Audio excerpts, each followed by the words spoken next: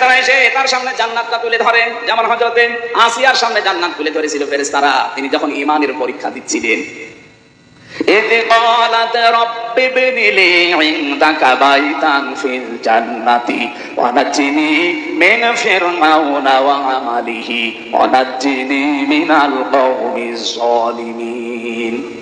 সম্মানিত মা বোন যারা এসেছেন এই আয়াতে আপনাদের দুইটা শিক্ষা আছে। মেয়েরা এসেছে, আমার মা বোনেরা, অনেকে মনে করে আমি নামাজ পড়ি, রোজা রাখি, কালো বোরকা পরে বেড়াই, আমি জান্নাতে যাব না, যাবে কে? না। হযরতে আসিয়ার দিকে তাকান, এত বড় কঠিন পরিস্থিতি, তার ঈমানের উপরে টিকে থাকতে গিয়ে তার হাতের ভেতরে ব্রেক লাগিয়েছে তার নিজের স্বামী ফেরাউন। ওয়ালা তাহজানু ওয়াবশিরু বিল জান্নাতিল্লাতী কুনতুম তুআদুন।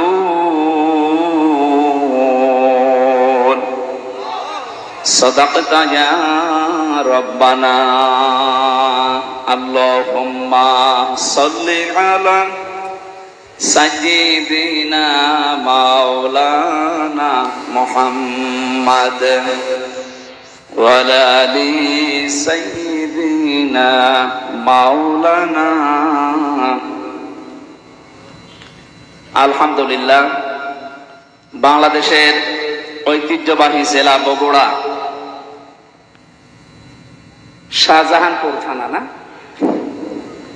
হেলেঞ্চা পাড়া, পূর্ব পাড়া, গাউসিয়া ফোরকানিয়া মাদ্রাসার পীরপাল ঈদগাহ ময়দানে মহাবিশ্বের মহাবিশ্বয় আমাদের মালিক, আমাদের মনিব, মহান রব্বুল ইজ্জাত ওয়াল জালালের মুখের পবিত্র বাণী কোরআনে কারীম তাফসীরুল কোরআন মাহফিল 2 দিন ব্যাপী চলছে। এখানে আজকের এই সমাপনী রজনী স্বনামধন্য সভাপতি জনাব আলহাজ আনসার আলী তালুকদার, সহ সভাপতি আলহাজ মাওলানা জহুরুল ইসলাম, প্রধান অতিথি জনাব এনামুল হক শাহীন, বরেণ্য অতিথি জনাব জাকির হোসেন, বিশেষ অতিথি মিজানুর রহমান শামীম, অন্যান্য ওলামায়ে কেরাম, বিশেষ করে যারা আলোচনা রাখলেন মাওলানা রেজাউল করিম খান, মাওলানা আব্দুল্লাহ আল মামুন, মাওলানা হোসাইন মাহফুজ চুয়াডাঙ্গা, মঞ্চে বসা অন্যান্য সম্মানিত ব্যক্তিবর্গ, সামনে বসা মুসলমান ভাইরা, পর্দার আড়ালের সম্মানিতা মা এবং বোনেরা,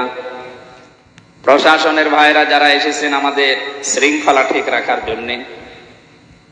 96 বছর যেহেতু এটা চলছে, আল্লাহর দরবারে শুকরিয়া জানাচ্ছি যে এই জমিনটাতে আল্লাহর কোরআন চলছে, আলোচনা চলবে। 96 বছর চলেছে, কিয়ামত পর্যন্ত চলবে ইনশাআল্লাহ।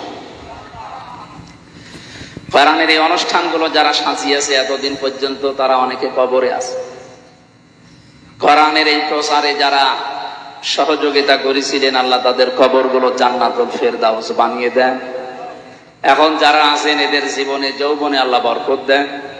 সামনে যারা কিয়ামত পর্যন্ত এই জমিনটা কোরআনের প্রচারে ব্যস্ত রাখবে আল্লাহ রাব্বুল আলামিন তাদেরকে আবু বকরের মতো কবুল করে। দল মত জাতি বর্ণ ধর্ম নির্বিশেষে আজকের এই অনুষ্ঠান, এটা কি শুধু মুসলমানদের জন্য বলেন না? হাদা বায়ানুল লিন্নাস হুদাল লিন্নাস। এই আমি আওয়াজ শুনতে পাচ্ছি কেন? না না, এটা ঠিক হয়নি। তাড়াতাড়ি করে বসে যান ভাই। আপনারা এবার যদি কথা বলেন না, কোরআনে কারীম যারা শুনতে আসে তাদেরকে আল্লাহ 2টা দায়িত্ব দিয়েছেন। কারণ এটা তো আর মমতাজের কনসার্ট না যে লাভ দিয়ে উঠে বান্দরের মতো উল্টাপাল্টা যা করে চলে গেল। এটা ইবাদত চলছে। 1 নম্বরে শুনতে হবে, ফাস্তামিউ লাহু ওয়া আনসিতু। 2 নম্বরে চুপ থাকতে হবে। 2টাই ফরজ। 2টাই কি? আর এখানে যে বসে আছেন এটা কি ফরজ? কথা বোঝা লাগবে।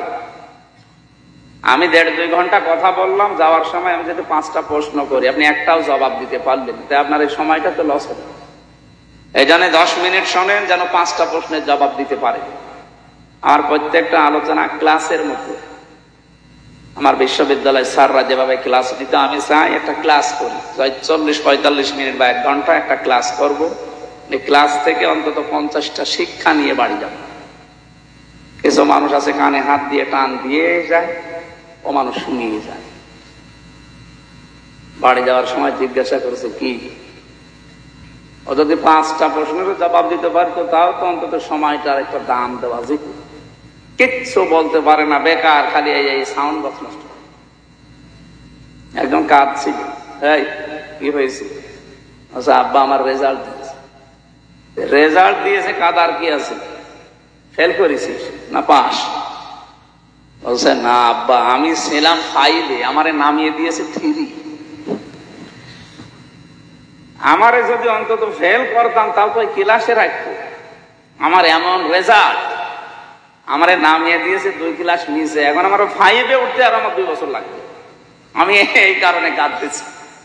তা আপনি আজকে এসে অন্তত যদি 5 থেকে 6-এ উঠতে নাও পারেন, অন্তত 5-এ থাকা যায় না? নাকি আপনারা আবার 3 নামিয়ে দেওয়া লাগবে? এজন্য এমন ভাবে শুনবেন যেন অন্তত 5-এ থাকতে পারে। 6-এ অবশ্যই আমাদেরকে উঠতেই হবে। এই কথা বলেন না কেন?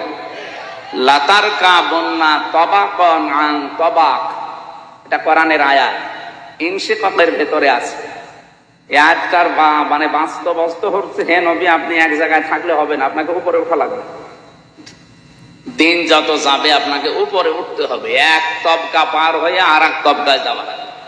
তাকে আল্লাহ যে তবকার পরে তবকা, আসমানের পরে আসমান পার করে একেবারে আরশ মহল্লা পর্যন্ত, ওনার পরে যদি ওই রকমই থাকে তা আপনার আর শোনার দরকার নেই, আপনি অন্য কাজে মন দিন। ডাক্তারের কাছে আমরা যারা যাই, প্রত্যেকটি বাচ্চা নিয়ে গেলে ডাক্তার আগে ওজন দেয়। আগে কি করে? আমার এই যে আজকে 53-54 দিন হয়ে গেল, একটা মেয়ে হয়েছে, পরে ডাক্তারের কাছে নিয়ে গেলে আগে ওজন দেয়। ওজন দেওয়ার পরে এখন 5 বছর পরে যদি ওর ওজন দিয়ে দেখে যে ওই 5 বছর আগে যা ছিল এখনো তাই, এরকম শ্রোতা হব না। আমরা এমন শ্রোতা হতে চাই যেন এখান থেকে 5 কেজি ওজন ছিলাম, আজকে যেন অন্তত 6 কেজি করে নিয়ে যেতে পারি। আমার কথা বুঝতেছে? আল্লাহ তুমি আমাদেরকে তৌফিক এবং ধৈর্য দিও, বলেন আমিন। তাহলে শুনতে আসি যারা, তাদের দায়িত্ব আল্লাহ কয়টা দিলেন? 1 নম্বরে চুপ থাকবে, যত কিছু হয়ে যাক কথা বলা যাবে না, যা হোক খুব বেশি হলেও ইশারা করবে।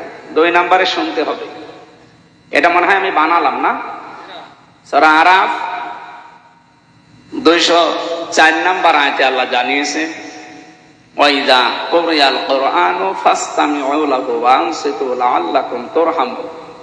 রহমত নাযিল হবে এখানে যদি তোমরা শুনতে পারো আল্লাহর কোরআন আর চুপ থাকতে পারো। যেহেতু আপনি বসে আছেন, এইটা কিন্তু ফরজ না। আগের যে 2টা বললাম এইটাই সুন্নাত। সালাম দেওয়া কি? কিন্তু সালাম শোনার পরে জবাব দেওয়া দেখেছেন? সালাম দেওয়া সুন্নাত, অথচ জবাব দেওয়া ওয়াজিব। না দিলে আপনার ওয়াজিব তরক করার গুনাহ হবে, আর ওয়াজিব তরক করলে কবিরা গুনাহ হবে। সালাম না দেওয়াই ভালো ছিল না? অনুষ্ঠান করে যদি আপনার গুনাহ হয়ে যায়, আমার মনে হয় এটা না দিয়ে গুনাহ যেটা হয় ওইটা একটু শান্তিও পাওয়া যেত, ওইটা দেওয়াই ভালো ছিল না। আমরা এসেছি আমাদের কিছু নেওয়ার জন্য, সুতরাং আপনারা যা করছেন শ্রোতার দায়িত্ব পালন করেন। এখন আমি যারা বলতে আসে যারা, তাদের দায়িত্ব কি?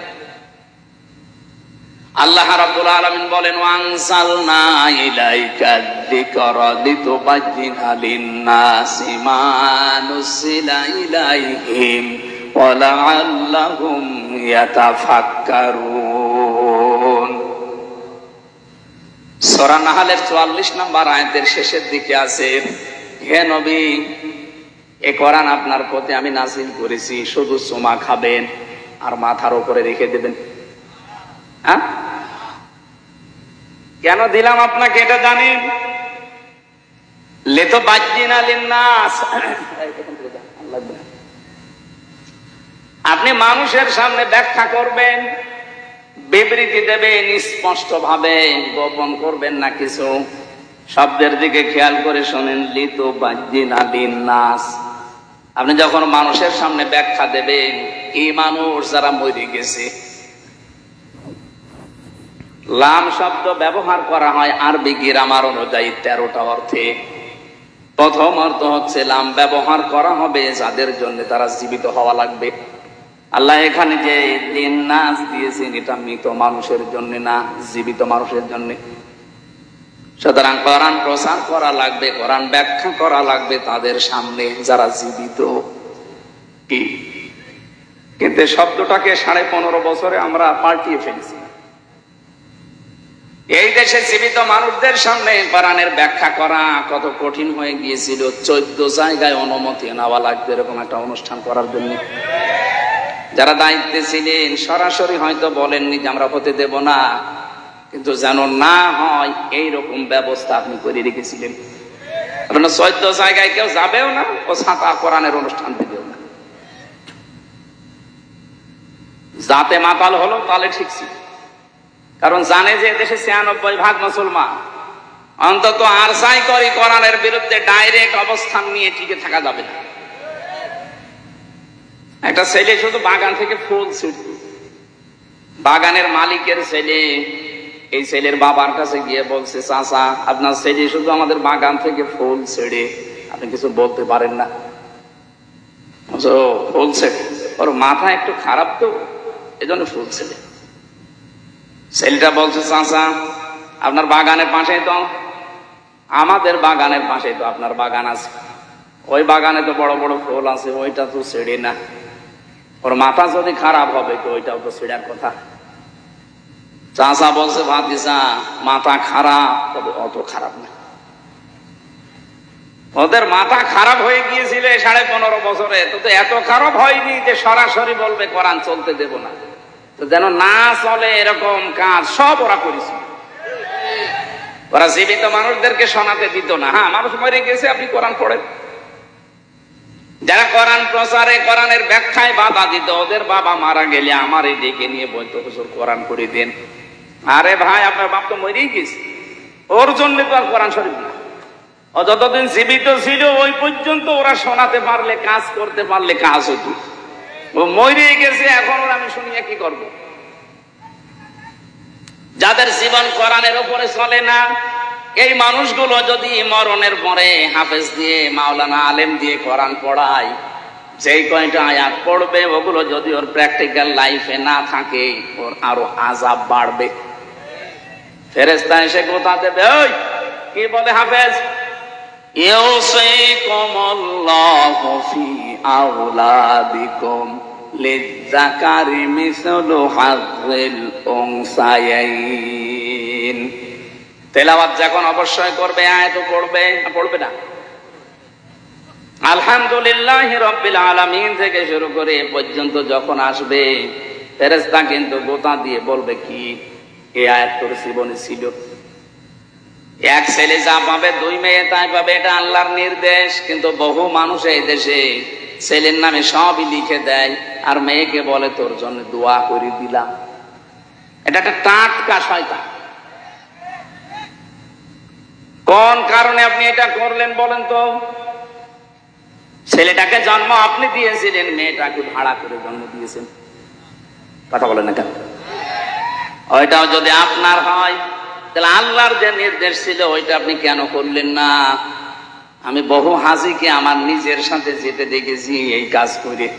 ওরা কিছু মনেও করে না, ওরা জানেও মনে হয়, আর জানলেও কিভাবে জানে আমি জানি না। যাওয়ার আগে ভালো ভালো জমিগুলো, পজিশনগুলো, দোকানগুলো সব ছেলেকে দিয়ে দেয়, আর মেয়ের জন্য বলে আল্লাহর ঘরে কাবায় যাচ্ছি, তোর জন্য দোয়া করে দেবো, যা। আরে ভাই, আপনি তো দোয়া করবেন, ওকে ফাঁকি দিলেন কেন? দোয়া করবেন, করেন, ওর জমি আগে ফেরত দেন। কথা বলেন না কেন? না, আপনার হয়নি, আপনার কিন্তু আযাব বাড়বে আপনার এই আয়াত যদি জীবনে মানা না হয়। পাগলকে যদি বলা হয় ভাই নৌকা নাড়াবি না, ও বলে আমার মনে ছিল না। আপনি আরো মনে করে দিচ্ছেন। পড়তে পড়তে যখন সূরা নেসার ভেতরে 10 নম্বর আয়াত তেলাওয়াত করবে, ইন্নাল্লাযীনা ইয়াকুলুনা আমওয়ালাল ইয়াতামা যুলমান ইন্নামা ইয়াকুলুনা ফি আল্লাযীনা, নিশ্চয় যারা ইয়াকুলুনা, আকালা ইয়াকুলু মানে খাওয়া, এটা মজারে বর্তমান, ভবিষ্যৎ, প্রেজেন্ট, ফিউচার। এখন যারা খাচ্ছে, ভবিষ্যতেও যারা খাবে। আমওয়ালাল ইয়াতামা, মালের বহু বচন আমওয়াল, আর ইয়াতামা একালি করে টান আছে। যারা এতিমদের মাল খাচ্ছে এবং খাবে জুলমান অন্যায় ভাবে, ইন্নামা অবশ্যই তারা ইয়াকুলুনা ফি বুতুনিহিম নার, তারা পেটের ভেতরে যা দেয় সব জাহান্নামের আগুন ছাড়া আর কিছু না। শব্দটা কত কঠিন ভয়ঙ্কর দিয়েছেন আল্লাহ। খাবারকে আল্লাহ বলেন জাহান্নামের আগুন। এটা এতটুকু আল্লাহ যদি শেষ করে দিতেন, আল্লাহর কসমি আয়াত আমি পড়, কোন সেন্টেন্সের আগে যদি একটা আসে বাংলা অর্থ দাঁড়ায় খুব তাড়াতাড়ি, অতি শীঘ্রই। আল্লাহ বলেন এই যে ওয়াসায়াসলাউনা সাঈরা, ওই মানুষগুলো শুধু মরতে দেরি হবে, কবরে দেওয়ার সঙ্গে সঙ্গে ওরে জাহান্নামে আমি আল্লাহ নিজে আগুন লাগিয়ে দেব। এবার আসেন তো এদের বাস্তবতায়। ইয়াতিম বলতে বাংলাদেশে বহু মানুষ আমরা আছি, এখানে বিশেষ করে যারা বসে আছে, এতিম মানে যে সবাই তার কাছে এতিম, কারণ তার কলমের খোঁচায় এর চাকরি চলে যেতে পারে। কথা বলছে না কেন? এই দেশের যিনি দায়িত্বে ছিলেন 18 কোটি মানুষের, তার কাছে আমরা সবাই এতিম। কি করলেন আপনি এতিমের সাথে? একজনকে তো এতিমের মাল আত্মসাৎকারী বলে 6-7 বছর জেল খাটাইলেন। আর আপনি কি করেছেন এতিমদের সাথে বলেন তো? 18 কোটি মানুষ আমরা সবাই আপনার কাছে এতিম ছিলাম। কেন বললাম এই কথা বলেন? কিছুদিন আগে আমার মামলাগুলো সব ঢিসমিস হয়ে গেছে। এই মামলাটা প্রায় 30 বারের উপরে সিএমএম কোর্ট, জজ কোর্ট, হাইকোর্ট মিলে 30 বার করে উঠেছে। একবারও জামিন দেয়নি। প্রত্যেকবার বলেছে না, এ দেওয়া যাবে না, কারণ এই লাল খালি মারা ছিল। আর এখন 5 তারিখের পরে কি আল্লাহ আপনাকে ইশারা দিল যে বলছেন কোনো কিছু এর ভেতরে পাওয়া যাচ্ছে না বিচার করার মতো, সব খারিজ করে দিলাম। উনি এই কথায় আমাকে বলতো, খাস কামড়ায় আমাকে ডাকও দিয়েছিল, কিন্তু আমি যাইনি, কারণ আমার রাগ হয়ে গিয়েছিল। কি করে 3টা বছর আমি ওনার কাছে, আমার বাবা, আমার চাচা, আমার যারা শুভাকাঙ্ক্ষী, বিশেষ করে আমার মামলা যারা দেখা, হাইকোর্টের বিচারপতি যদি বলে আমার হাত বাঁধা ছিল, তো কোন দেশে ছিলাম আমরা টের পাচ্ছেন। এদেশে 1628টা চেয়ার আছে। এই চেয়ার ক্ষমতা চেয়ার 1628টা চেয়ারের একটা মাত্র চেয়ারে হাত খোলা ছিল, বাকি সব চেয়ার ছিল হাত বাঁধা। কথা বোঝেন আমার? যে একটা চেয়ারের হাত বাঁধা খোলা ছিল, ওরা যখন পালিয়ে গেছে পুরা 1629টা 1627টা চেয়ার সব হাত আবু সাইদের মতো খুলে গেছে। এবার মামলা দেখে আর বলে না যা, আগে তো জামিনও দিত না, এখন বলছে খারিজ করে দিলাম। তার মানে উনিও পর্যন্ত এতিম ছিল, ওনার উপরে যারা আছে তার কাছে। কথা বোঝেন? আপনি এতিমের সাথে কি করেছেন বলেন তো? এতিমের দিকে চোখ গরম করে তাকান নিষেধ, অথচ এতিমের সব অধিকার নষ্ট করে আপনি নিজে ক্ষমতায় বসে আছেন। 18 কোটি মানুষ আমরা এমন এতিম হয়ে গিয়েছিলাম, কাশি দেব তাও জিজ্ঞাসা করে দেওয়া লাগতো যে কাশি দেব।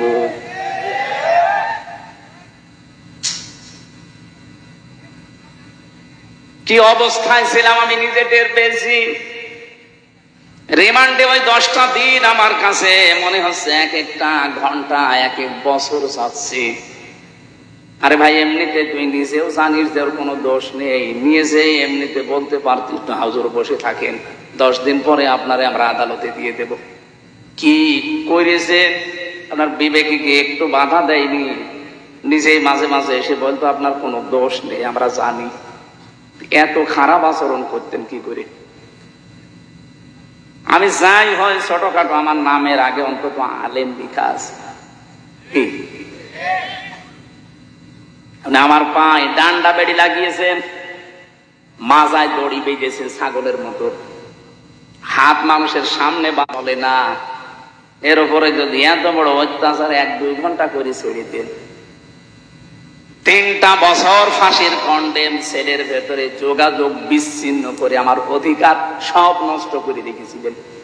জেলে থাকলে তো 10 বছর থাকা যায়, ফাঁসির ওই কন্ডেম সেলের ভেতরে শুধুমাত্র সেলে রেখে দিয়ে শেষ করেনি, 24 ঘন্টা তালা লাগিয়ে রাখে, আবার সিসি ক্যামেরা দিয়ে রেখেছি আমার সাথে কেউ যেন কথা না বলে, আবার যোগাযোগ বাইরে পুরা বিচ্ছিন্ন।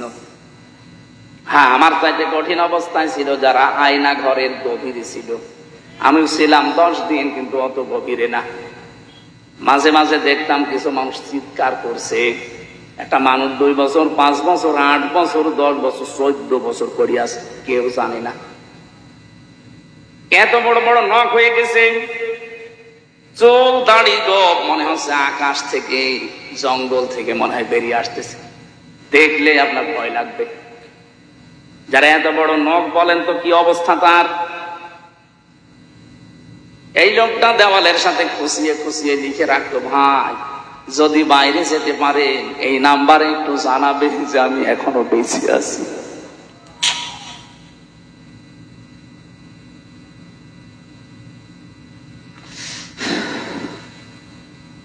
এতিমদের সাথে যা করা হয়েছে পৃথিবীর ইতিহাস পাল্টিয়ে ফেলেছেন, অথচ বিশ্ব নবীকে পর্যন্ত আল্লাহ জানিয়েছে, হে নবী সাবধান এতিমের ব্যাপারে।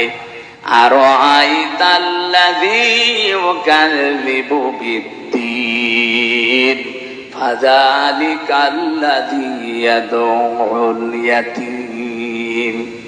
আপনি কি ওই মানুষগুলোকে দেখেননি?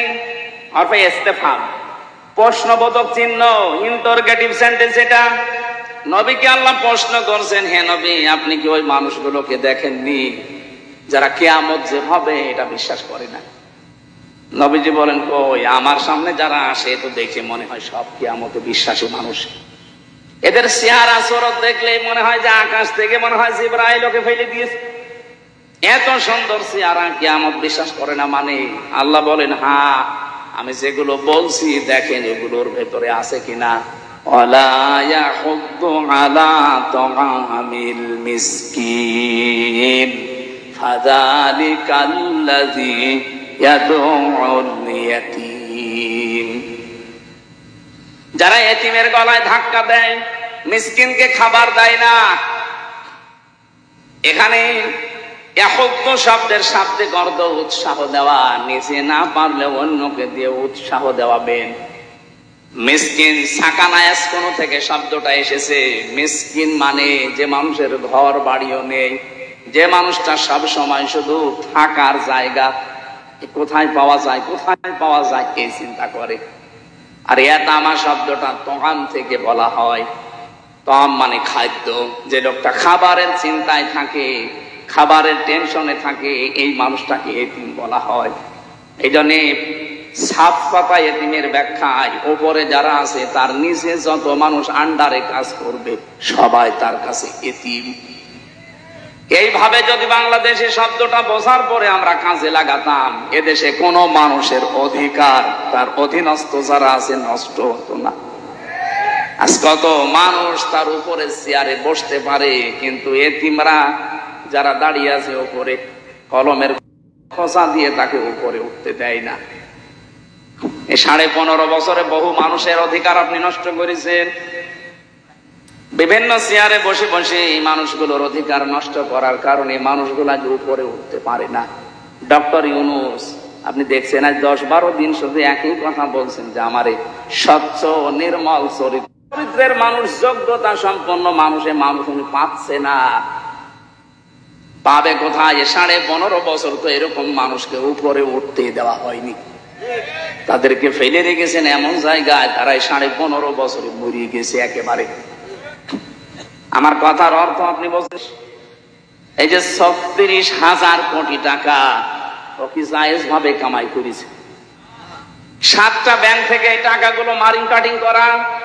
ব্যাংকে হাজার হাজার লক্ষ মানুষের টাকা ছিল, আমরা এখন সব এতিম। কথা বলে না কেন?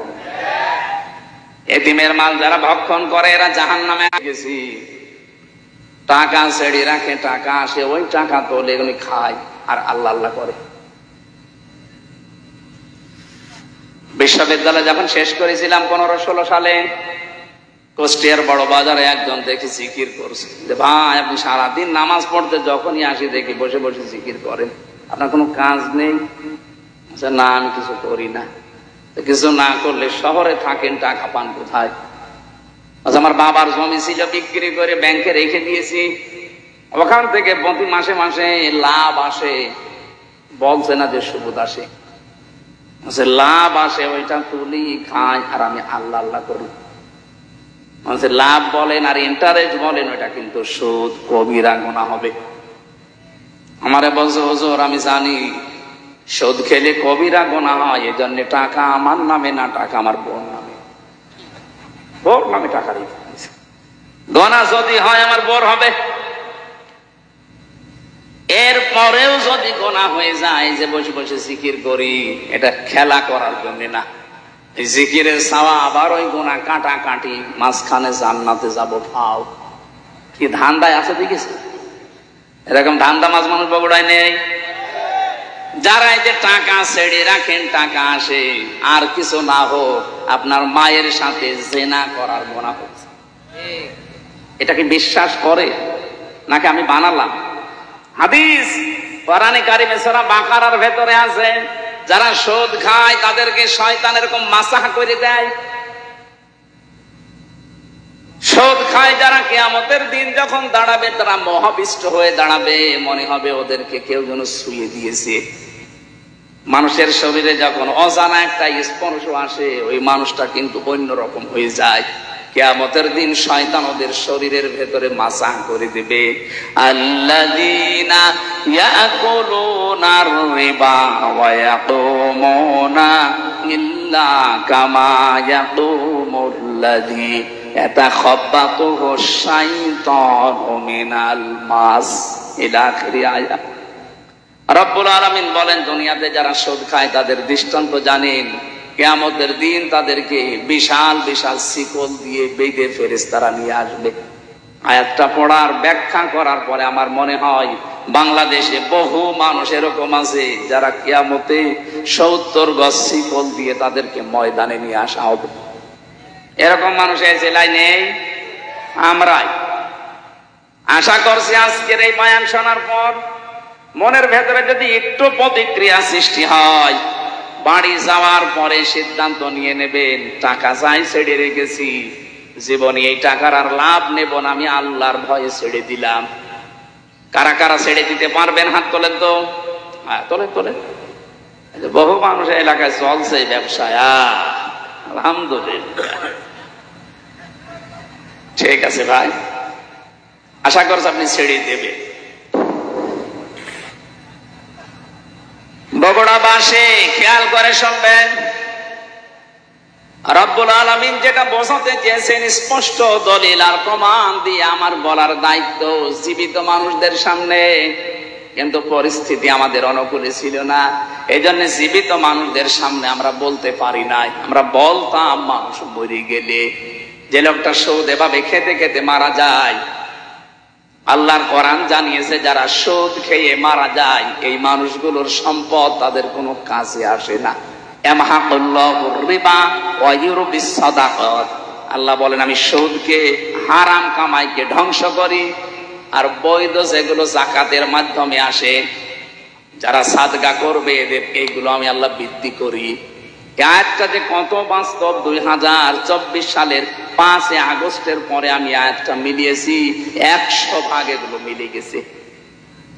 আজ যারা সুদের টাকা নিয়ে, ঘুষের টাকা নিয়ে, মানুষকে মিথ্যা মামলা দিয়ে বিপদে ফেলে তার কাছ থেকে অবৈধভাবে টাকা ইনকাম করেছে, কত কোটি কোটি টাকার মালিক ছিল তারা বলেন, 5 তারিখের পরে তাদের সবগুলো হাতছাড়া হয়ে গেছে।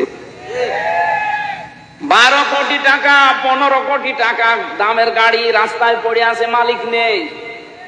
আমি কি বানিয়ে বলছি? এটা হয়েছে না? 12 কোটি টাকা দিয়ে যে লোকটা একটা গাড়ি কিনতে পারে, তার টাকা আছে কত বলেন তো? আপনি চিন্তা করতে পারেন, 12 কোটি টাকা খালি গাড়ি কিনেছে, অথচ এখন 5 তারিখের পরে নিচে এসে বলবে যে গাড়িটা আমার, এই সাহস তার নেই। বললে সে ধরা খাবে। এজন্য মালিক নেই, পড়ে আছে রাস্তায়। কোরআনে কারিমে আল্লাহ 1500 বছর আগে বিশ্ব নবীকে আয়াতটা শুনিয়েছেন, হে নবী, ফাতিল কাবয়তুহুম খাবিয়াতাম বিমা যালামু ইন্না ফি যালিকা লায়াতাল লিকাউমিন ইয়ালামুন। হে নবী, ওইদিকে তাকাতে পারেন না? এইভাবে আল্লাহ দেখাচ্ছে, ফাতিলকা বয়তুহুম, বাইতুনের বহুবচন বয়ত, হোম দিয়েছেন আল্লাহ। আল্লাহ যেন তার কুদরতের আঙ্গুল এভাবে ইশারা দিয়ে নবীকে বলছে, হে নবী, তাকাতে পারেন না ওইদিকে? ওই যে ফাতিলকা বয়তুহুম খাবিয়াতাম বিমা যালামু, ওই যে জালেমদের ঘরগুলো আমি আল্লাহ কিভাবে উজাড় করে দিয়েছি, তাকান। আমার তো আয়াতটা পড়ার পরে 2024-এর 5 আগস্টের কথা মনে পড়ছে। দেখেন, 2024-এর 5 আগস্টের পরে দেশে যত জালেমের ঘর ছিল, অধিকাংশ ঘরগুলো আজ উজাড় গৃহ হয়ে গেছে। আমি তো আমার কুষ্টিয়ারটা বলছি, কি দাপট ছিল হানিফ সাহেবের, কি আমি নাম ধরে বলছি এই কারণে, কারণ আমি নিজে দেখে এসেছি তার দাপট কি। খুলনা বিভাগের 10টা জেলায় আমার একটা দিনও ঢুকতে দেয়নি, কথাও বলতে দেয়নি। কি দাপট নিয়ে চলতো, মানে শুধু হাসিনার আত্মীয়, এই কারণে এত দাপট ছিল। এদেশের 3 নাম্বার পজিশনে চলে গিয়েছিল, অথচ এই 5 তারিখের পরে 1টার সময় যিনি পালিয়েছে, বিকাল 5টা বাজতে বাজতে তার বাড়ির একটা ইটও আর নেই, সব খুলে নিয়ে চলে গেছে। আমার তো আয়াতের দিকে তাকিয়ে মনে হচ্ছে আল্লাহ মনে হয় হানিফ সাহেবের নামে আয়াতটা নাযিল করেছে। ফাতিলকা বয়তুহুম, হে নবী, আপনি একটু তাকান। খাবিয়াতাম বিমা যালামু, এদের এই জুলুমের কারণে এই ঘরগুলোর দিকে তাকান, কি অবস্থা করেছি। বিরানহীন বানিয়ে দিয়েছি, বিরান ভূমি বানিয়ে দিয়েছি, মনে হচ্ছে এখন ওইটা জাতীয় টয়লেট। আমার মনে হয় সমস্ত জায়গায় 3 মাসের ব্যবধানে যে অবস্থা, ভূত পেতনি থাকলেও ভয় পায় না। অথচ কয়েকদিন আগে ওখানে দুর্বিসন্ধি চলতো যে কার বিরুদ্ধে মামলা দেওয়া যায়। বাংলাদেশে যত জালেমের ঘর ছিল এই আয়াতের সাথে মিলিয়ে আমি দেখেছি প্রত্যেকটাই মিলে যাচ্ছে। সর্বোচ্চ ঘর যেটা ধানমন্ডিতে, আপনি তাকান কত দাপট চলতো সেখানে, কত জাঁকজমক, অনেকে গিয়ে সুমা কিন্তু আবেগে। অথচ 3 মাসের ব্যবধানে, কালকে পেপারে দিয়েছে, ও ঘরটা এখন উজাড় গৃহ, জনমানব শূন্য। 3 মাসে এমন অবস্থা। 3 বছর যেতে দেন, আবু জেহেলের বাড়ি যদি ইন্টারন্যাশনাল পায়খানা হতে পারে, জালেমদের যে সমস্ত জায়গাতে জুলুম, অত্যাচার, নির্যাতনের জন্য আয়না ঘর বানিয়েছে, টর্চার সেল বানিয়েছে, গোপন ঘর বানিয়ে মানুষকে নিয়ে পিটাতো, এই জায়গাগুলো আমার আল্লাহ এই দুনিয়াতে মানুষের সামনেই দেখাবে, এগুলো জাতীয় টয়লেট হয়ে যাবে। খাবিয়াতান শব্দের শাব্দিক অর্থ হচ্ছে ভয়ঙ্কর ভাবে আমি আল্লাহ উপস্থাপন করবো এই বাড়িগুলোকে, এই ঘরগুলোকে। কারণ কি, বিমা যালামু, এখানে বসে বসে জালেমরা সিদ্ধান্ত নিত।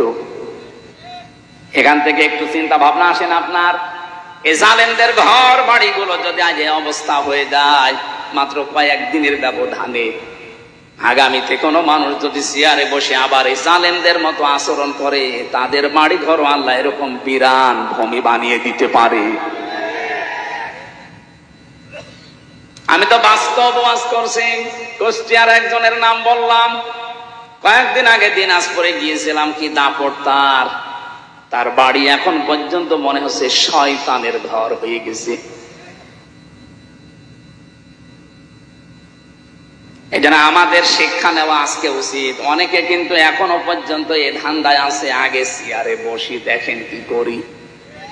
আপনি যদি আবার ওই জালেমদের মতো আরম্ভ করেন, আপনাকেও ইতিহাস নিন্দিত, ঘৃণিত, ওই হিটলারের মতো, চেঙ্গিস খানের মতো, বিশেষ করে যারা জালেম তাদেরকে যেভাবে চিহ্নিত করে রেখেছে ইতিহাস, আপনাকেও করে রাখবে। ইয়াজিদ, কি সুন্দর নাম। অথচ এই নামটাকে আল্লাহ ঘৃণিত করে দিয়েছে, গালি বানিয়ে দিয়েছে।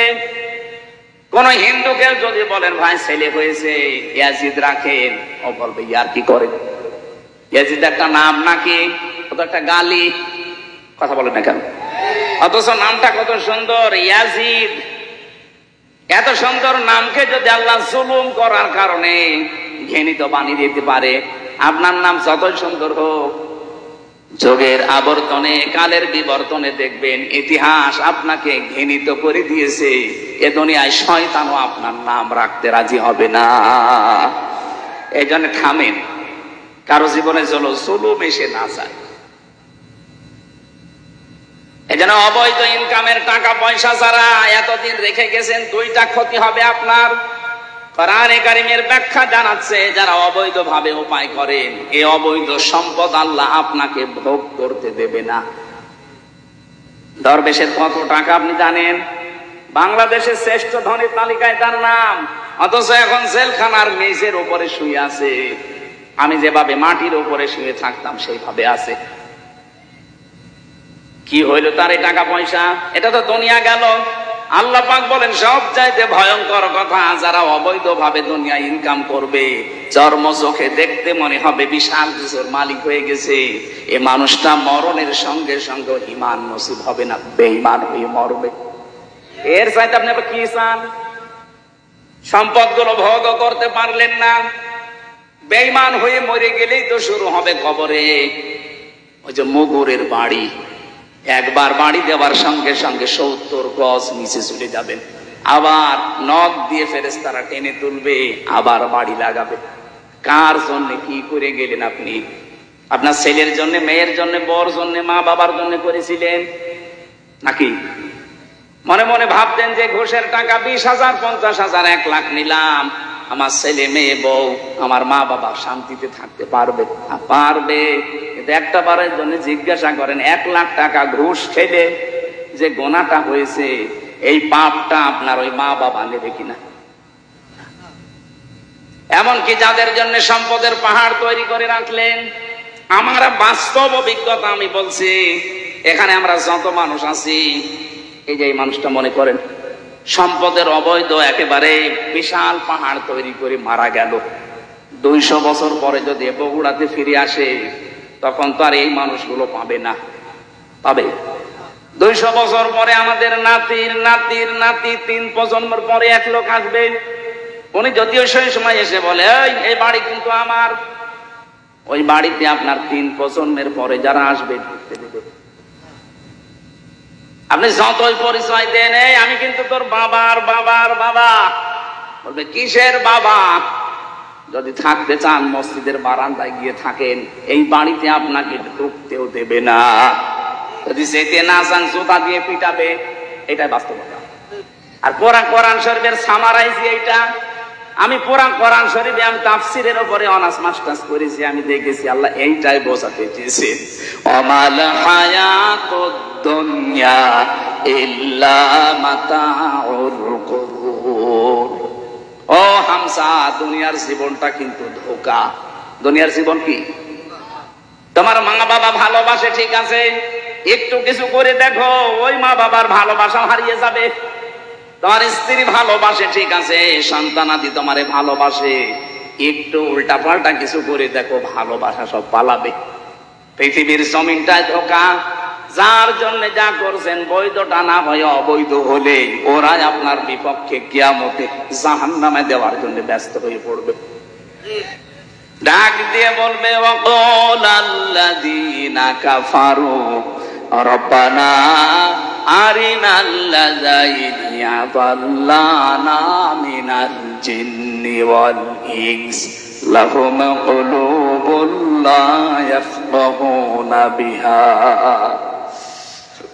রব্বানা আরিনাল্লাযাইনি আযাল্লানা মিনাল জিন্নি ওয়াল ইনস নাজআলুহুমা তাহতা আকদামিনা লিয়াকুনা মিনাল আসফালিন।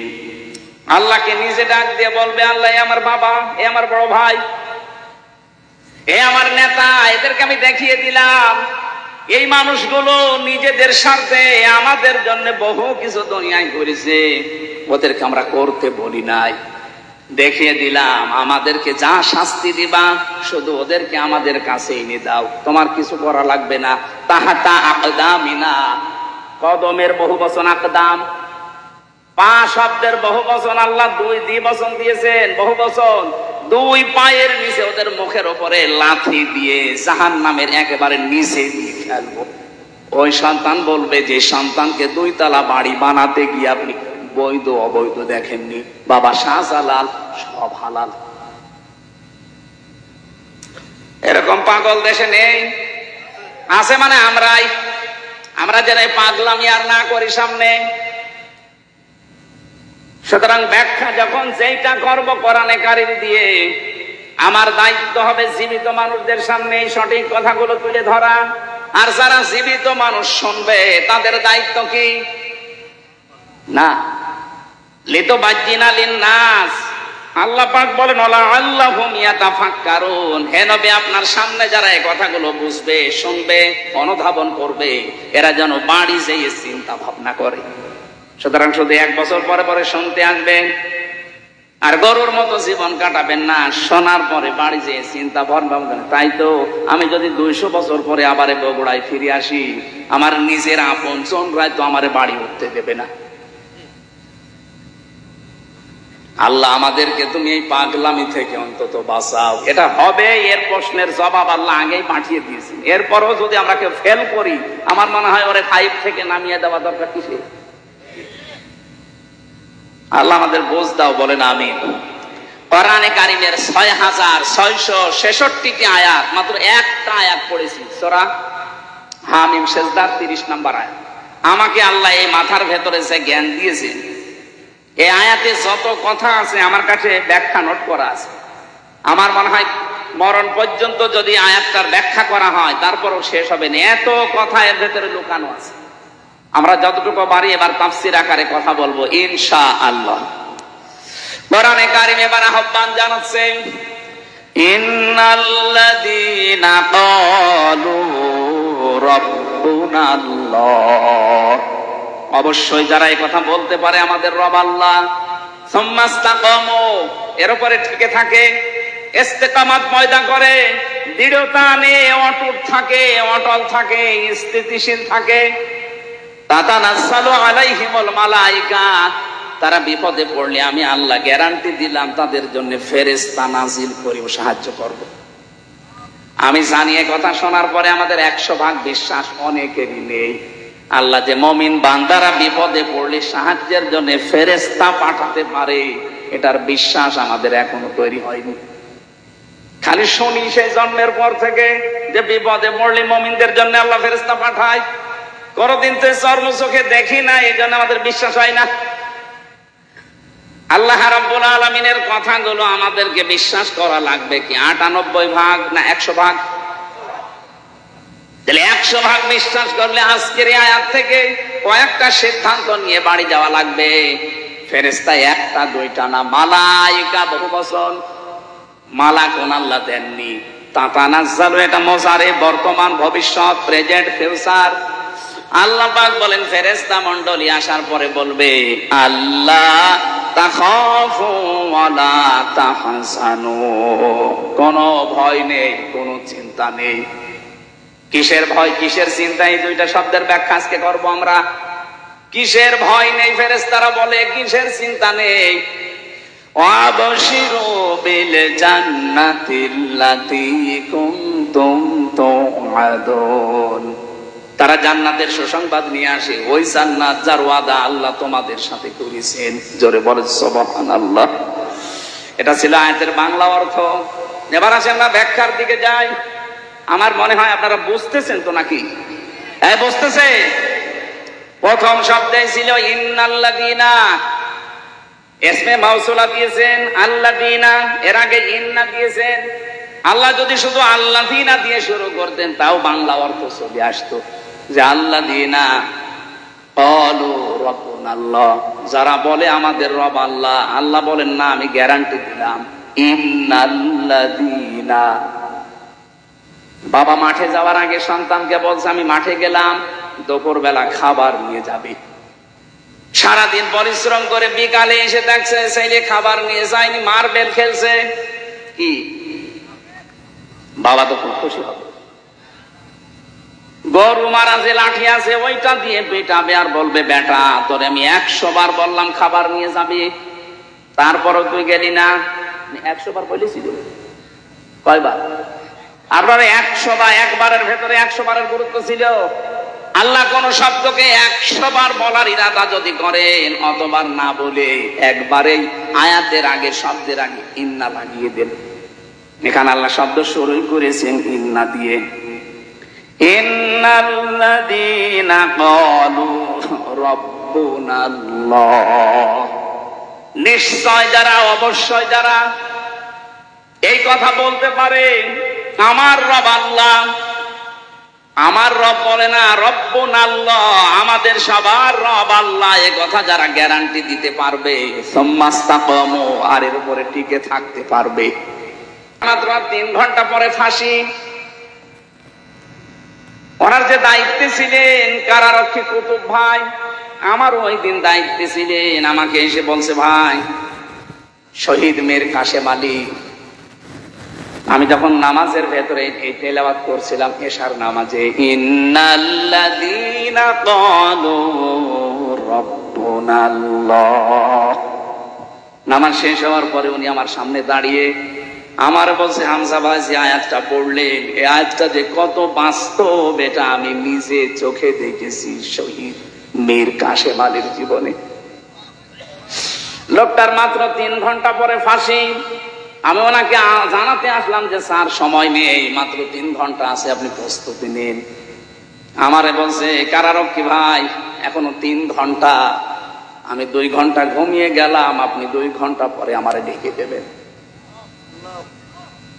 আমারে বলছিল যে ভাই যার 3 ঘন্টা পরে ফাঁসি, যার ছেলে ব্যারিস্টার গুম হয়ে আছে, আরমান 8 বছর গুম হয়ে আছে, ও জানেই না যে বেঁচে আছে না মরে গেছে। তাও যে নরমাল পাগল ছাগল হলে তো হয়তো ব্যারিস্টার, আর ছেলে চেহারা দেখেছেন রাজপুত্রের মতো চেহারা, কত বড় শিক্ষিত একটা ছেলে, তার যে প্রপার্টিজ আছে, লক্ষ লক্ষ মানুষের কর্মসংস্থান বানিয়েছে, সেই উত্তরাধিকারে ছেলে গুম হয়ে আছে, তার মেয়ে লাইফ সাপোর্টে আছে, তার বউ। এরকম কঠিন মুহূর্তে মাত্র 3টা ঘন্টা পরে যার ফাঁসি হয়ে যাবে, তার দলীয় যে লোকজন, লক্ষ লক্ষ মানুষ পালিয়ে বেড়াচ্ছে, হাজার হাজার মানুষ জেল খাটতেছে। কথা বলে না কেন?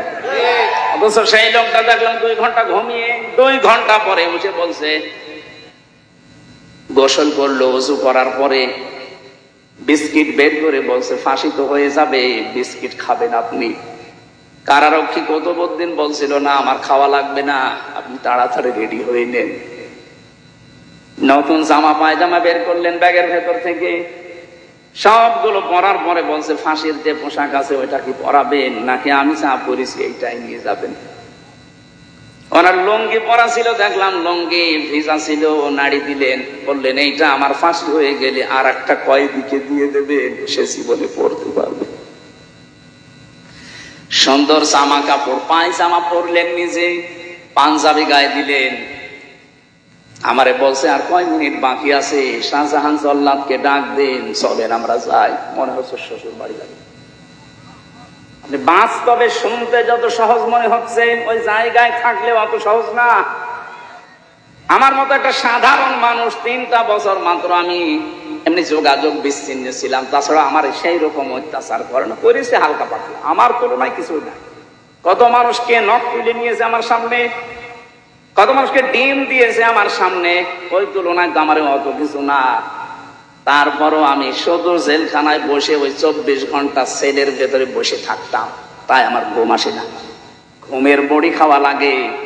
অথচ তার 3 ঘন্টা পরে ফাঁসি, ওই লোকটা 2 ঘন্টা আরামে ঘুমাচ্ছে।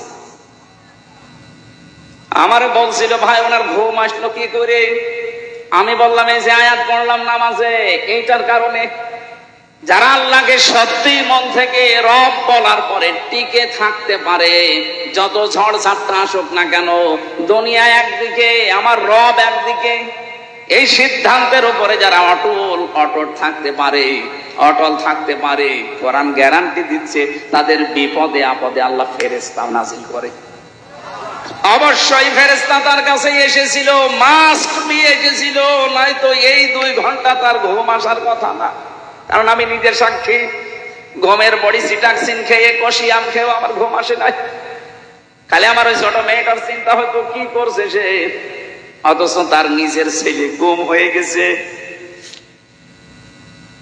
আমার মেয়ে তো মাটির সাথে কথা বলে, ওই সময় 7 মাস রেখে এসেছিলাম।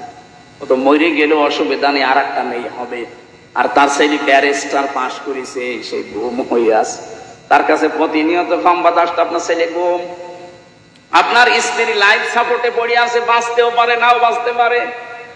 এই কঠিন পরিস্থিতিতে আপনি বলেন তো, ফেরেশতা যদি তার কাছে এসে পরের এই 2টা শব্দ না শোনাবে, আল্লাহ তাখাফু ওয়া লা তাহজানু, 1 নম্বরে বলেছে ভয় পাবেন না, চিন্তা করবেন না।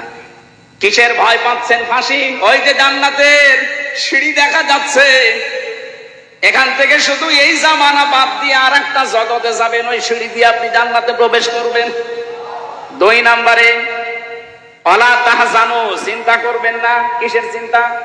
হয়তো আপনার চিন্তা আসতে পারে, আমি যদি এখন মারা যায়, ফাঁসি হয়ে যায়, আমার ছেলেটা তো গুম হয়ে আছে, আমার পরিবার কে দেখবে, আমার এত বড় বড় ব্যবসা, আপনার কয় টাকা আছে?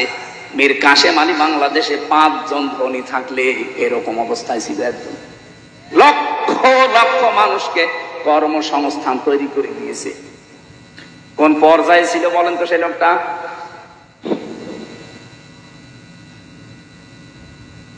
যার শুধু হাতের এরকম ইশারা দিলে লক্ষ লক্ষ মানুষ ওঠে বসে। আমার কথা তো ছাগলও শোনে না। মুরগি যে বলা হয়, মুরগি ধান খাস না, মুরগি আরো চড়ে চড়ে খায়। আর তার কি ক্ষমতা আল্লাহ দিয়েছিলেন, পাওয়ার দিয়েছিলেন সারা বাংলাদেশে না সারা পৃথিবীতে। মুসলিম বিশ্বে তার একটা নাম ছিল আলাদা। আমি কতগুলো মুসলমান দেশ ঘুরে আসলাম, এই দেশে কয়েকজনকে অনেকেই চেনে, তার ভেতরে মীর কাশেম আলী একজন। বহু মানুষের কর্মসংস্থান বানিয়েছে, তাও জায়েজ ভাবে, আরাম ভাবে না। এই মানুষটাকে ফেরেশতারা হয়তো এই কথা বলেছিল, আমি তাফসিরে পড়েছি, এইভাবেই লেখা আছে। ফেরেশতারা বলে চিন্তা করবেন না, আপনার দলীয় লোকজন পালিয়ে বেড়াচ্ছে, জেলখানায় আছে, আপনার স্ত্রী অসুস্থ, ছেলে গুম হয়ে আছে, ব্যবসা প্রতিষ্ঠানগুলো সব সরকার হাতছাড়া করে নিচ্ছে, কোনো চিন্তা নেই, ভয় নেই, এগুলোর সব দায়িত্ব আল্লাহ নিজে নেবে। এই কথাটা কানের কাছে যখন ফেরেশতারা বলে তখন তার ঘুম আসে, তাছাড়া ঘুম আসা সম্ভব না। ফেরেশতারা এসে তার সামনে জান্নাতটা তুলে ধরে, যেমন হযরতে আসিয়ার সামনে জান্নাত তুলে ধরেছিল ফেরেশতারা, তিনি যখন ঈমানের পরীক্ষা দিচ্ছিলেন। ইয ক্বালাত রাব্বি ইবনি লি ইনদাকা বাইতান ফিল জান্নাতি ওয়া নাজ্জিনি মিন ফিরআউনা ওয়া আমালিহি ওয়া নাজ্জিনি মিনাল কওমিজ যালিমিন। সম্মানিত মা বোন যারা এসেছেন, এই আয়াতে আপনাদের 2টা শিক্ষা আছে। মেয়েরা এসেছে, আমার মা বোনেরা, অনেকে মনে করে আমি নামাজ পড়ি, রোজা রাখি, কালো বোরকা পরে বেড়াই, আমি জান্নাতে যাব না, যাবে কে? না।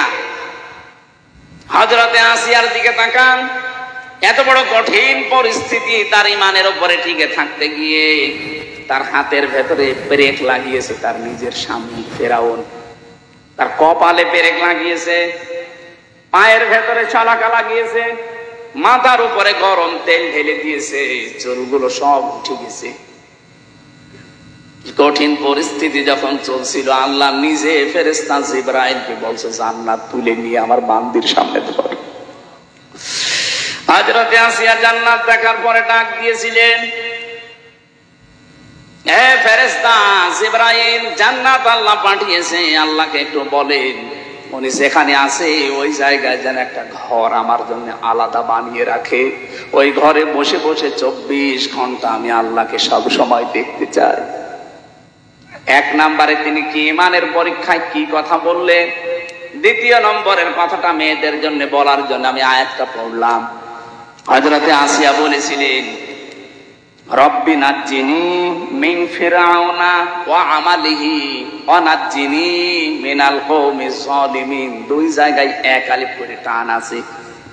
হযরতে আসিয়া বলেছিলেন, হে আল্লাহ, আমার স্বামী ফেরাউন নিজে জুলুম করছে, লোকজন দিয়ে করাচ্ছে।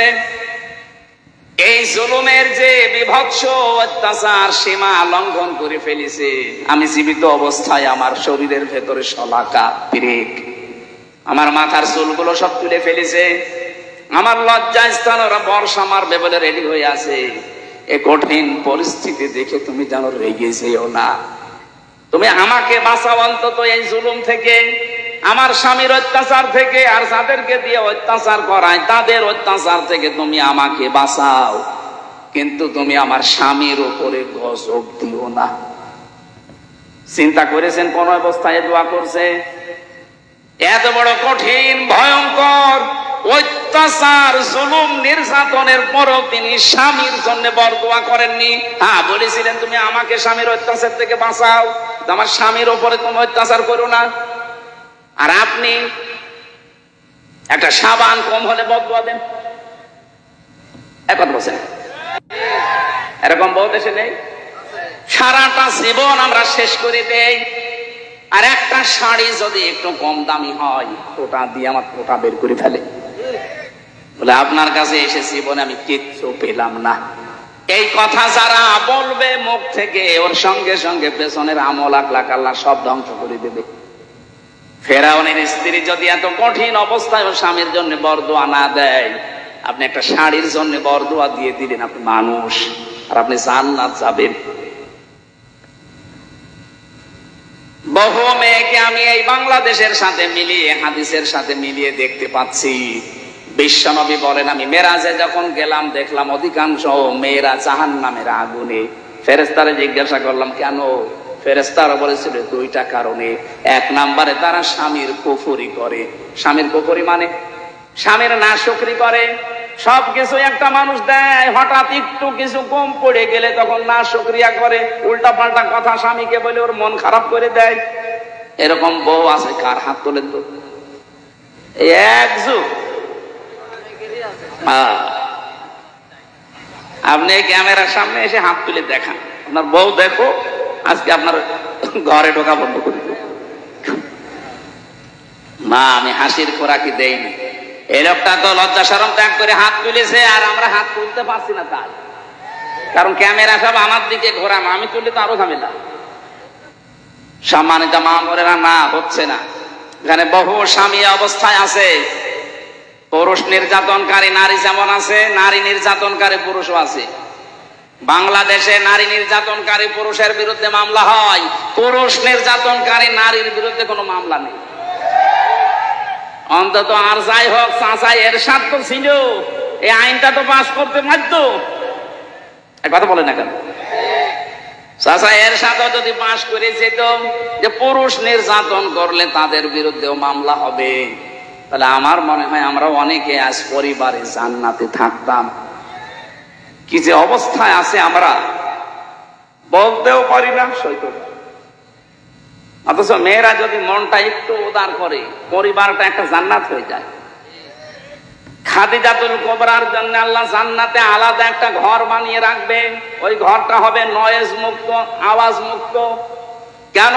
নবীজি যখন বাইরের কোলাহল পরিবেশ পূর্ণ দেখে আসতেন, বাড়িতে বাইরে দাওয়াতি কাজ করে ঝামেলার শেষ নেই, এক একজনের এক এক কথা, উল্টা পাল্টা কথা শুনে যখন বাড়িতে আসতেন, বাড়িতে প্রবেশ করার সঙ্গে সঙ্গে ঘরটা আওয়াজ মুক্ত করে ফেলতেন, নিস্তব্ধ, একেবারে শান্ত, নির্মল করে দিতেন হযরতে খাদিজা স্বামীর জন্য।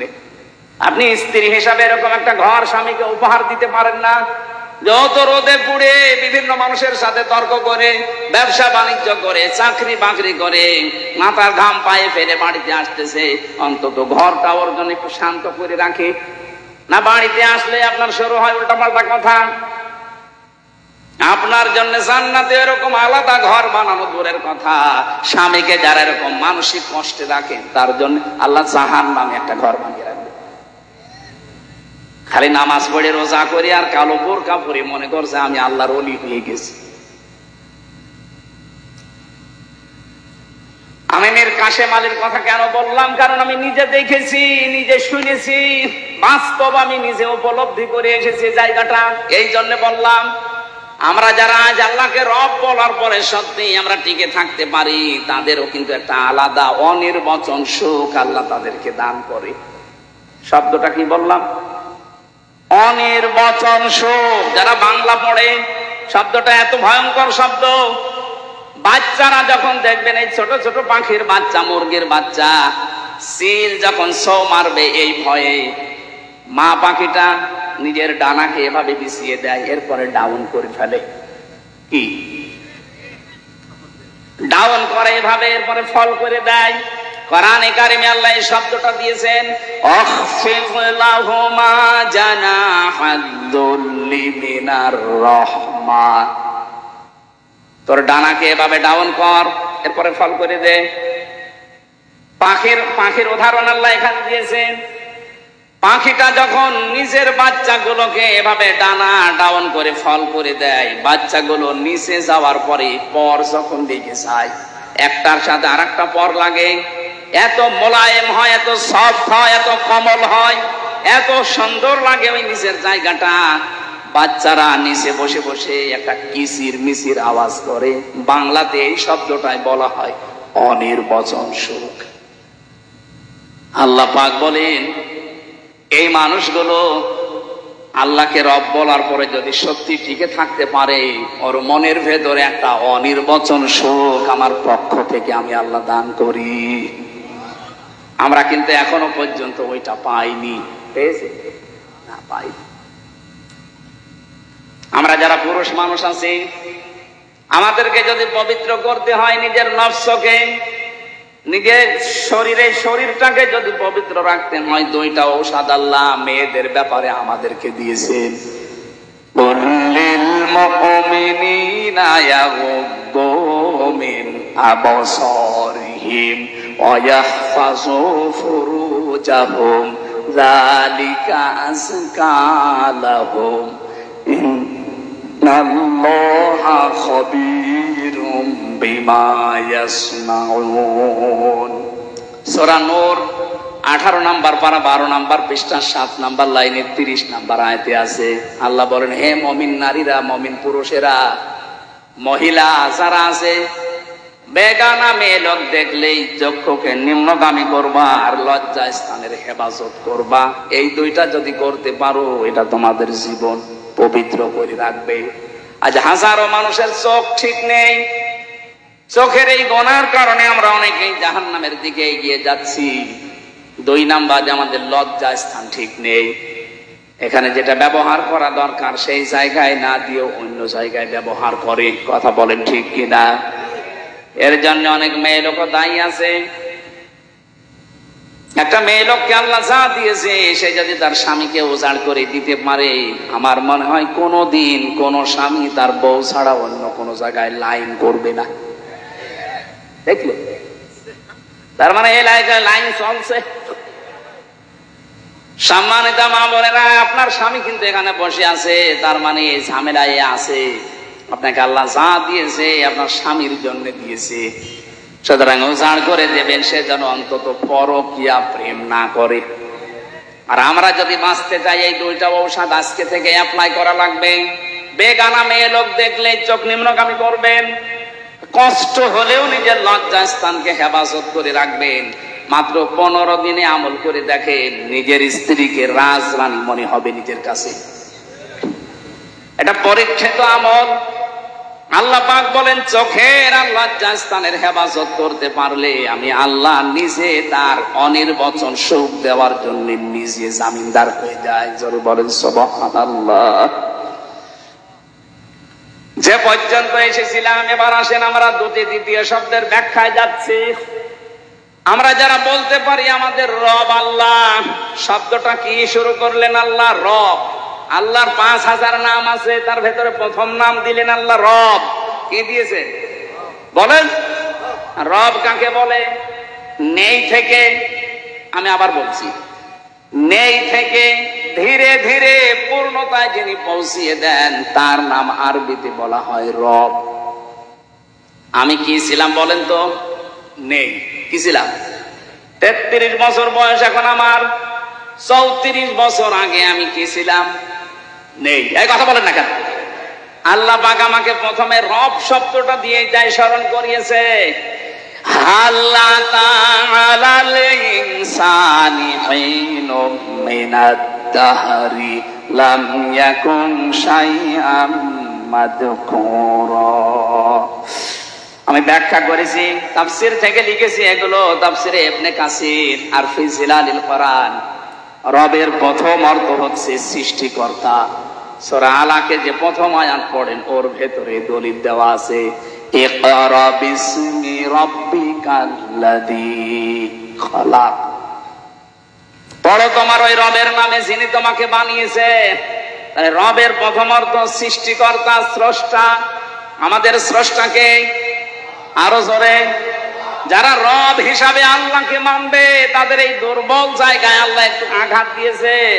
তুমি কিন্তু নেই ছিলে, নেই থেকে আমি আস্তে আস্তে তোমাকে আজ হামজা বানিয়ে এই চেয়ারে বসিয়ে দিয়েছি। দ্বিতীয় নম্বরে রবের ব্যাখ্যায় পেয়েছি, রব মানে রিজিক দাতা। শুধু আমাকে সৃষ্টি করে শেষ করে দেননি, আমাকে রিজিকও দিয়েছেন। মায়ের পেট থেকে শুরু করে এখনো পর্যন্ত রিজিক দিচ্ছে কে? দলিল দেওয়া আছে সূরা জুমারের 50 নম্বর আয়াতে। এক একটা শব্দে এত কথা ব্যাখ্যা করা আছে, আমি রাত বেশি হয়ে যাচ্ছে বলে সামারাইজ করে ফেলছি। 3 নম্বরে রব মানে মাবুদ, যিনি ইবাদত পাওয়ার একচ্ছত্র মালিকানা, তার যোগ্যতা আছে। পৃথিবীতে বহু কিছু আছে তারা ইবাদত পাওয়ার জন্য চেষ্টা করেছিল, নিজেকে দাবি করেছিল, কিন্তু ইবাদত পাওয়ার যোগ্যতা তাদের ছিল না।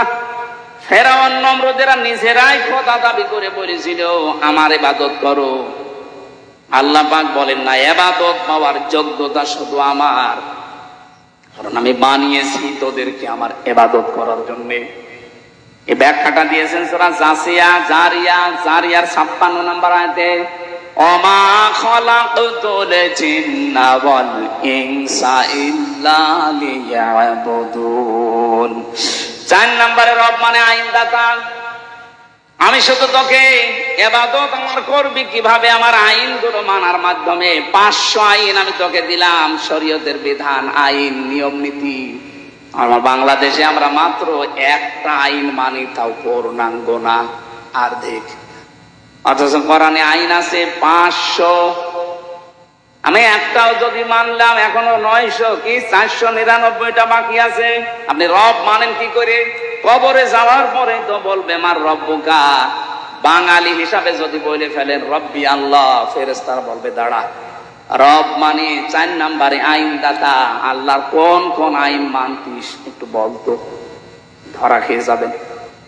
5 নম্বরে রব মানে অভিভাবক, এটা আনাম 102 নম্বর আয়াতে আছে। রব শব্দের ভেতরে যে 5টা অর্থ, 19টা পেয়েছি সামারাইজ করে। আমি 5টা বেশি ব্যবহার হয় পুরা কোরআনে, এই জন্য এগুলো লিখলাম।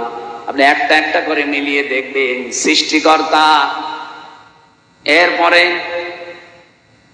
সৃষ্টিকর্তার পরে তিনি আমাদের রিজিক দিয়েছেন, এরপরে তিনি আমাদের ইবাদত পাওয়ার একচ্ছত্র মালিকানার যোগ্যতা নিয়ে বসে আছেন। 4 নম্বরে তিনি আইন দিয়েছেন আমাদের চলার জন্য। 5 নম্বরে তিনি আমাদের অভিভাবক। এটা যদি বিশ্বাস নিয়ে পড়তে পারতাম আর মানতে পারতাম, আমেরিকাকে আজ আমরা অভিভাবক মনে করতাম না, ভারতকে অভিভাবক মনে করতাম না, জাপানকে অভিভাবক মনে করতাম না।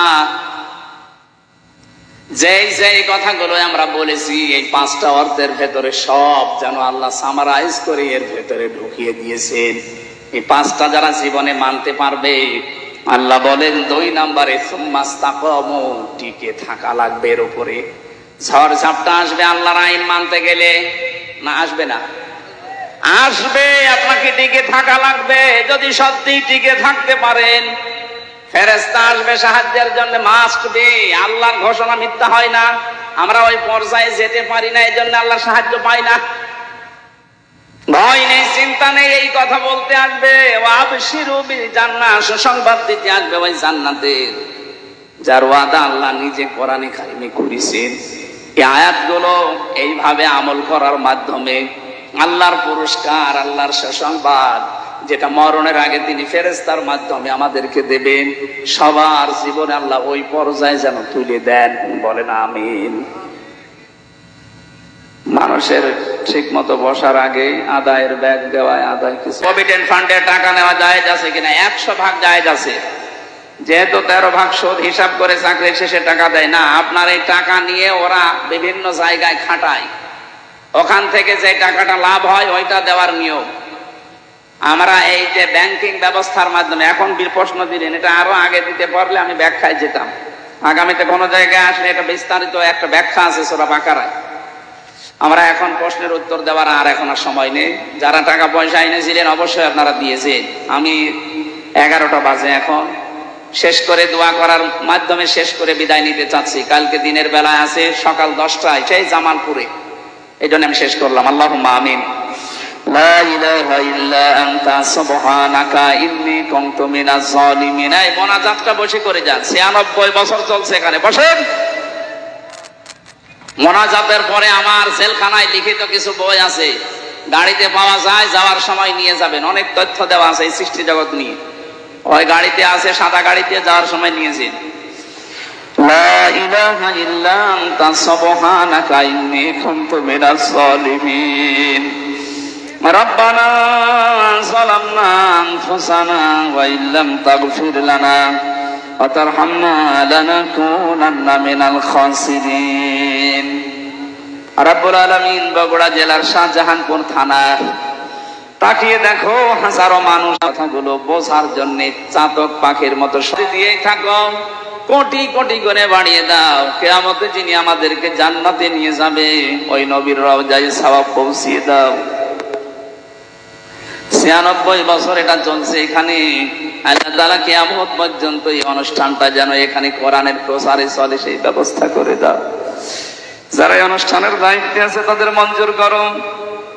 আল্লাহ তাআলা কবরস্থানে কত মানুষ ঘুমিয়ে আছে, কবরবাসীদের জন্য এই মাহফিলে দোয়া চেয়েছে। যত মানুষ কবরে আছে কোরআনের ইজ্জতে তুমি কবরগুলো জান্নাত বানিয়ে দাও। মা বোনদেরকে তুমি ফাতেমার মতো, খাদিজার মতো বানিয়ে দাও। আমি সহ যারা অসুস্থ আছি আমাদেরকে শেফায়ে কামেলা আজেলা নসিব করে দাও। মাহফিলের সভাপতি, সহসভাপতি, প্রধান অতিথি, বিশেষ অতিথি যারা এসেছি, আল্লাহ তাআলা আমাদের মনের জায়েজ আশাগুলো দুনিয়ায় পূরণ করে দাও। বাংলার এই জমিনে আমরা চর্মচোখে দেখতে চাই তোমার কালাম দিয়ে দেশটা চলছে। বহির্বিশ্বের শত্রু দুশমন যারা আছে তাদের হাত থেকে আমাদের দেশকে বাঁচাও।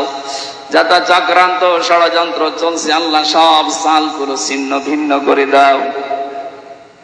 জীবনে কিচ্ছু তোমার কাছে আর বলবো না, একটাই জীবনের কথা, 56,000 বর্গ মাইল তুমি কোরআনের হাতে তুলে দাও। আল্লাহুম্মা রাব্বির হামহুমা কামা রাব্বায়ানি সাগীরা। যে যেভাবে এসেছে এই মাহফিলে যত কষ্ট স্বীকার করেছে আল্লাহ, প্রত্যেকের জীবনে তুমি এই মাহফিলের যে বরকত দিয়ে দাও। আমাদের যাওয়া আশায় তুমি নেকি দাও। আমাদের জীবনের অপরাধগুলো পাল্টিয়ে নেকি বানিয়ে দাও। বারাকাল্লাহু লানা ওয়া লাকুম ফিল কোরআনিল আযীম। আলহামদুলিল্লাহি রাব্বিল আলামিন।